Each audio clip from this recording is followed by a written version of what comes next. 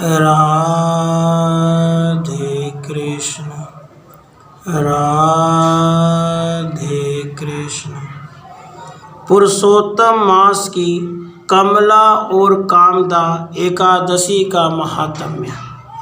युधिष्ठिर जी ने पूछा, भगवान, अब मैं श्री विष्णु के व्रतों में उत्तम व्रत का, जो सब पापों को हर लेने वाला तथा व्रती मनुष्यों को मनोवांछित फल देने वाला हो, श्रवण करना चाहता हूँ। जनार्दन, पुरुषोत्तम मास की एकादशी की कथा कहिए, उसका क्या फल है और उसमें किस देवता का पूजन किया जाता है।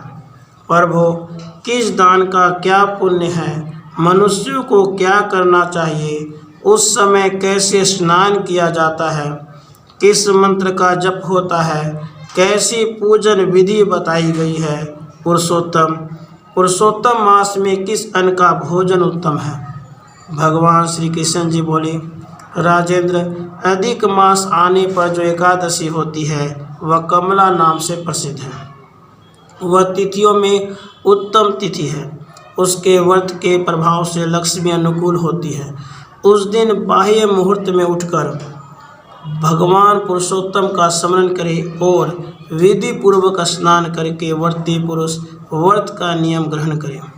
घर पर जप करने का 1 गुना, नदी के तट पर 2 गुना, गौशाला में 100 गुना, अग्निहोत्र गृह में 1100 गुना, शिव के क्षेत्रों में, तीर्थों में, देवताओं के निकट तथा तुलसी के समीप लाख गुना और भगवान विष्णु के निकट अनंत गुना फल होता है। अवंतीपुरी में शिव शर्मा नामक एक श्रेष्ठ ब्राह्मण रहते थे। उनके 5 पुत्र थे।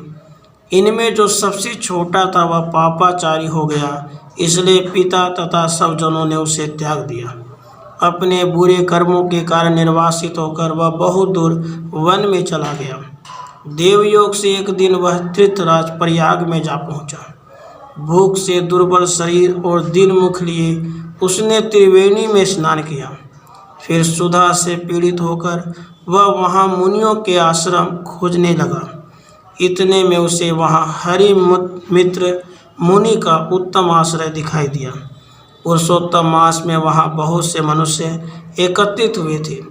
आश्रम पर पाप नाशक कथा कहने वाले ब्राह्मणों के मुख से उसने श्रद्धापूर्वक कमला एकादशी की महिमा सुनी, जो परम पुण्यमयी तथा भोग और मोक्ष प्रदान करने वाली है।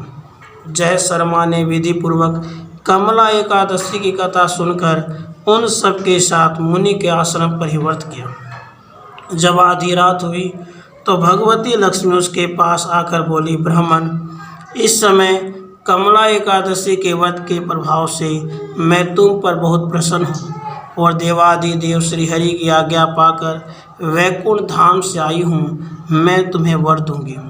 ब्राह्मण बोला, माता लक्ष्मी, यदि आप मुझ पर प्रसन्न हैं तो वह व्रत बताइए जिसकी कथा वार्ता में साधु ब्राह्मण सदा संलग्न रहते हैं। लक्ष्मी जी ने कहा, ब्राह्मण, एकादशी व्रत का महात्म्य श्रोताओं के सुनने योग्य सर्वोत्तम विषय है। यह पवित्र वस्तुओं में सबसे उत्तम है। इससे दुस्वप्न का नाश तथा पुण्य की प्राप्ति होती है। अतः इसका यत्नपूर्वक श्रवण करना चाहिए। उत्तम पुरुष श्रद्धा से युक्त हो, एक या आदि श्लोक का पाठ करने से भी करोड़ों महापातकों से तत्काल मुक्त हो जाता है। जैसे मासों में पुरुषोत्तम मास, पक्षियों में गरुड़ और नदियों में गंगा श्रेष्ठ है, उसी प्रकार तिथियों में द्वादशी तिथि उत्तम है। समस्त देवता आज भी एकादशी व्रत के लोभ से भारतवर्ष में जन्म लेने की इच्छा रखते हैं। देवगण सदा ही रोग शोक से रहित भगवान नारायण का पूजन करते हैं। जो लोग मेरे प्रभु भगवान नारायण के नाम का सदा भक्तिपूर्वक जप करते हैं, उनकी ब्रह्मा आदि देवता सर्वदा पूजा करते हैं। जो लोग श्रीहरि के नाम जप में संलग्न हैं, उनकी लीला कथाओं के कीर्तन में तत्पर हैं तथा निरंतर श्रीहरि की पूजा में ही प्रवृत्त रहते हैं, वे मनुष्य कलयुग में कृतार्थ हैं। यदि दिन में एकादशी और द्वादशी हो तथा रात्रि बीतते बीतते त्रयोदशी आ जाए तो उस त्रयोदशी के पारण से 100 यज्ञों का फल प्राप्त होता है। व्रत करने वाला पुरुष चक्र सुदर्शन धारे देवादिदेव श्री विष्णु के समक्ष निम्नांकित मंत्र का उच्चारण करके भक्ति भाव से संतुष्टित होकर उपवास करें। वह मंत्र इस प्रकार है। एकादश्यां निराहारस्ति तवाहं परेहनि भोक्ष्यामि पुंडरीकाक्ष शरणं मे भवाच्युत। कमल नयन भगवान अच्युत, मैं एकादशी को निराहार रहकर दूसरे दिन भोजन करूँगा, आप मुझे शरण दें। उसके बाद व्रत करने वाला मनुष्य मन और इंद्रियों को वश में करके गीत वाद्य नृत्य और पुराण पाठ आदि के द्वारा रात्रि में भगवान के समक्ष जागरण करें।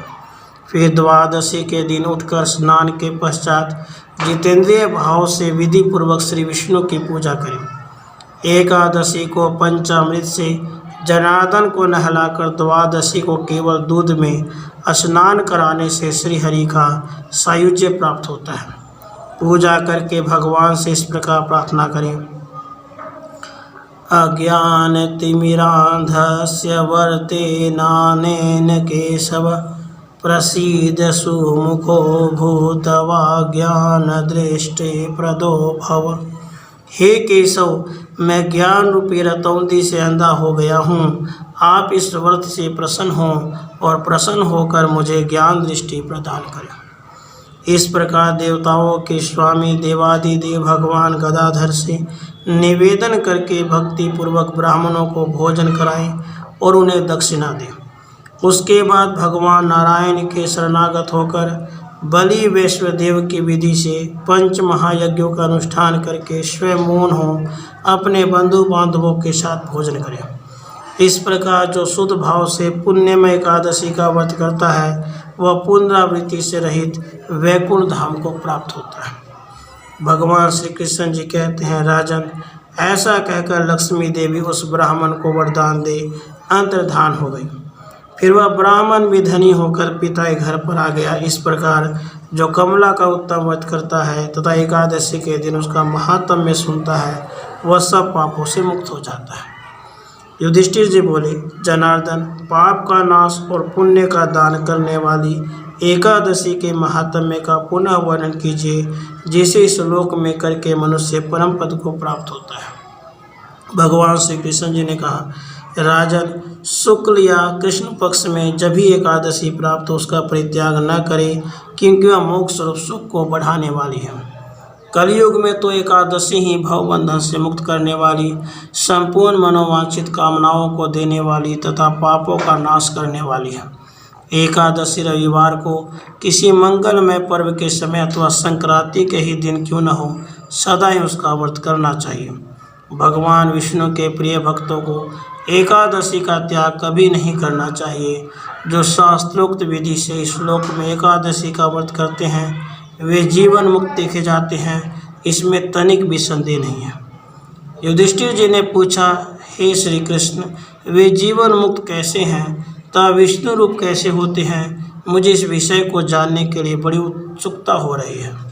भगवान श्री कृष्ण जी बोले, राजन, जो कलयुग में भक्ति पूर्वक शास्त्रीय विधि के अनुसार निर्जल रहकर एकादशी का उत्तम व्रत करते हैं वे विष्णु रूप तथा जीवन मुक्त क्यों नहीं हो सकते हैं? एकादशी व्रत के समान सब पापों को हरने वाला तथा मनुष्यों की समस्त कामनाओं को पूर्ण करने वाला पवित्र व्रत दूसरा कोई नहीं है। दशमी को एक बार भोजन, एकादशी को निर्जल व्रत तथा द्वादशी को पालन करके मनुष्य श्री विष्णु के समान हो जाते हैं। पुरुषोत्तम मास के द्वितीय पक्ष की एकादशी का नाम कामदा है।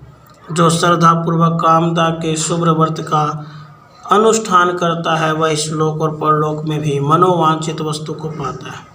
यह कामदा पवित्र, पावन, महापातक नाशिनी तथा व्रत करने वाले को भोग एवं मोक्ष प्रदान करने वाली है। नृपश्रेष्ठ, कामदा एकादशी को विधि पूर्वक पुष्प, धूप, नैवेद्य तथा फल आदि के द्वारा भगवान पुरुषोत्तम की पूजा करनी चाहिए।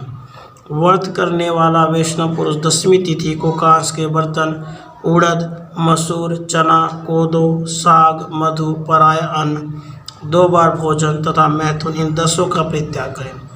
इसी प्रकार एकादशी को जुआ, निद्रा, पान, दातुन, पराई निंदा, चुगली, चोरी, हिंसा, मैथुन, क्रोध और असत्य भाषण 11 दोषों को त्याग दें।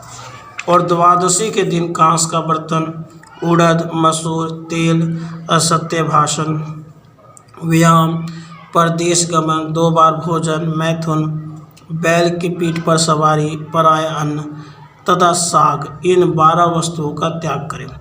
राजन, जिन्होंने इस विधि से कामदा एकादशी का व्रत किया है और रात्रि में जागरण करके श्री पुरुषोत्तम की पूजा की है, वे सब पापों से मुक्त हो परम गति को प्राप्त होते हैं। इसके पढ़ने और सुनने से सहस्र गोदान का फल मिलता है। राधे कृष्ण, राधे कृष्ण।